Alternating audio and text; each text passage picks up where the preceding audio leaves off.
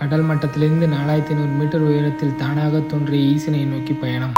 நண்பர் ஒருத்தர் நைட்டு 3 மணிக்கு எழுப்பிட்டு வாடா தம்பிக்கு மொட்டை போடணும்னு சொல்லி எல்லாத்தையும் வேன்ல அள்ளி போட்டு சதுரகிரி மலைக்கு கூட்டிட்டு வந்துட்டாரு. அன்னைக்குன்னு பார்த்து தை அமாவாசை, சரியான கூட்டம் கோயில்ல. ஃபங்க்ஷன் வந்து மலை அடிவாரத்துல தான். பட் இவ்வளவு தூரம் வந்துட்டு மலைக்கு போகாம இருந்தேன் அப்படின்னு கீழே அன்னதானம் கொடுத்தாங்க. அதை சாப்பிட்டு நாங்க ஒரு 5 பேர் மட்டும் மலையேற கிளம்பிட்டோம். உள்ள போறதுக்கு என்ட்ரி டிக்கெட் எல்லாம் எடுத்துட்டு ஒரு 8 மணிக்கு மலையேற ஸ்டார்ட் பண்ணிருப்போம். இங்க இருந்து 7 கிலோமீட்டர், அதாவது 4500 மீட்டர் உயரத்துல மலை ஏறி போனாதான் சிவனை பார்க்க முடியும். அதுவும் இல்லாம தமிழ்நாட்டுல இருக்கிற கஷ்டமான மலைப்பாதைகள்ல இதுவும் ஒண்ணு. என்னதான் அந்த மலைக்கு போறதுக்கு 3 வழி இருந்தாலும் மக்கள் அதிகமா யூஸ் பண்றது நம்ம இப்ப போற தானிப்பாறை வழிதான். 4 hours later.